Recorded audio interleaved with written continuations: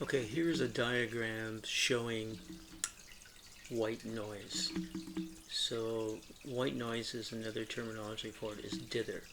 So you're going to use white noise just before you press. You're going to use dither on your just before you press your CD. So this diagram is showing the white noise level about minus 25 dB.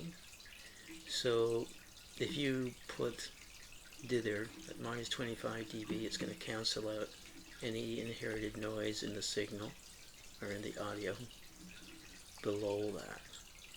So if you're seeing any noise or any hiss or background noise in the audio and you put dither on it at this level, it will cancel out the noise.